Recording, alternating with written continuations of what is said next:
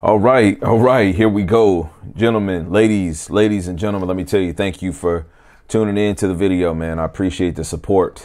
Man, I am exhausted. And as soon as I wrap up this, I'm going to get some rest.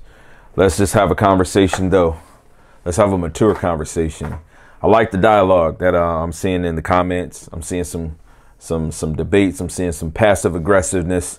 And that's good sometimes. Every now and again, we need to be challenged as individuals. That's what makes us better. So let me just skip the line, right? Because my official review for this TV isn't going to come for many months for the C2 also. Understanding that when I got the C1 last year, I didn't do an actual review until 6-7 months later, which is a good time because you think about it now, people are still contemplating whether or not they want to buy the C1. In fact, a lot of people are still going to get C1. So they're looking at reviews from tried and true scenarios. And so, but let me skip the line and just talk to you guys about the truth about the Samsung TV, right?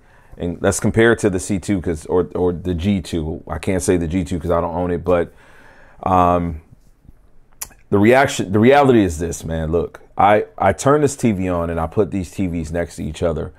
And let me just be honest with you, man. It's been a long time since the torch was passed, man. That Samsung looks amazing, right? I know, and I'm going to speak to both parties, right?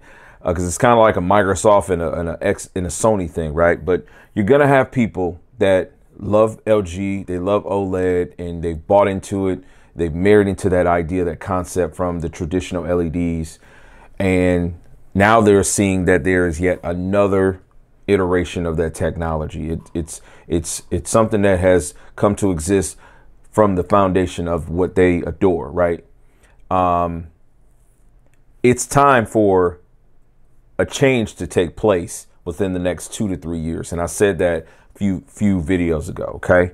It'll probably be a couple of years. I think that the traditional OLED technology as we know it now has maybe 2 to 3 years. Then it gets to a point where it would be nice if it's the new standard, right? It would be nice if like all these LED panels, if like half the market could die off and those could drop down to OLED panels. The fact that we are getting traditional OLED panels in the 42-inch capacity, phenomenal. It's really good, right? Bring it on down some more. Get us down to 32-inch so we can get them in the gaming monitors. And we are sweet, right? Make it affordable, make them small, make them more convenient for us to have around the house, okay? That's what we want. We want that, right?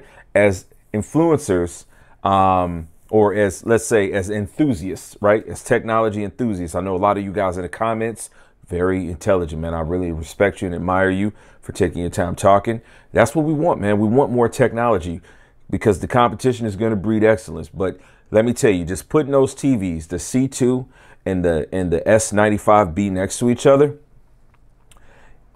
you can't win that argument. You cannot win that argument, okay?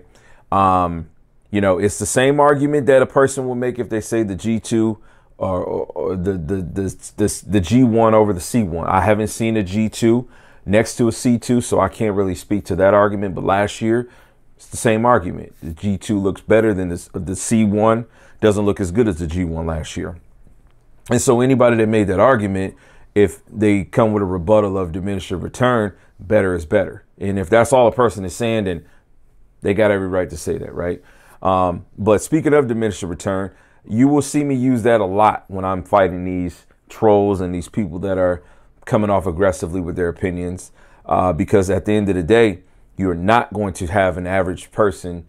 Everybody's not going to have both of these TVs in front of them like I do, okay? It so happens to be a time when I am changing models in my household. The Samsung is actually going to replace my C9 OLED. My C9 OLED is going to replace my EF9500 OLED, which was the first flat OLED that had HDR through HDMI, okay?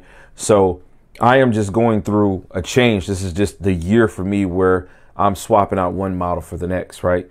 But my C2 is not leaving this desk. Let me just tell you, it's not leaving this desk.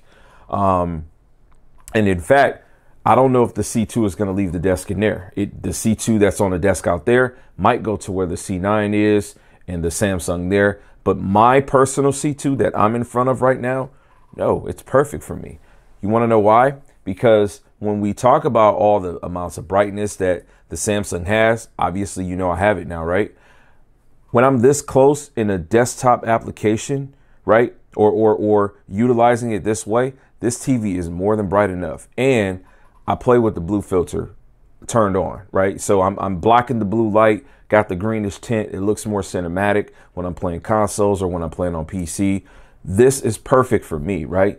I think that you guys need to really start to understand that everybody is going to have a difference in opinion. Now, if you guys are trying to just talk raw metrics, you got to know when to draw the line, man. You got to know when to draw the line. You got to know when you're talking to somebody and they're just having a moment where they're fanboying.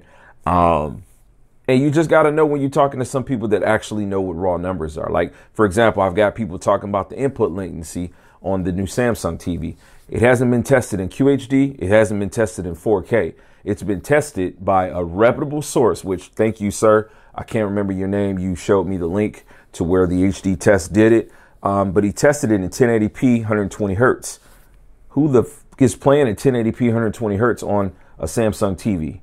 Not me. I'm not. We need tests on PC. We need tests in QHD. We need tests in 4K at 120 hertz. That's where we need to see the test at for the input latency. But don't worry, I do have a lag tester, a professional one, so I will be doing that also. But those are the type of people that you want to talk metrics to. You want to talk metrics to people that talk metrics. But the reality is that the Samsung is smoking. It is the strongest piece of technology out right now. It's bleeding edge. It's new. It's innovative. And out of the box, it looks phenomenal, right? I can only wait to see what the TV looks like when it's warmed up after I get a couple of 100 hours on it. I plan on getting professionally calibrated. Like, I'm going to enjoy the TV. So please just continue to follow me on this journey. Because this is what it's all about, man. It's not about all the drama. It's just about the love for the technology. And so in the video earlier, when I was doing a comparison, I said you guys might get 3 videos tonight. I just got done shooting some content. I'm going to give me some rest. I'm going to sleep good tonight. But I wanted to put this up, letting you guys know I do appreciate you, man. Let's just keep it peaceful, man. We're growing over here. I'm hopeful that I can link up with some other YouTubers. I don't really follow anybody, but I need to start getting out there. Right now, I'm just having a good time linking with you guys and putting the content together. So I did see all the games that you guys want me to try. So be looking out for some more content tomorrow. I hope you guys have a great night. I appreciate your support. God bless you. Max love.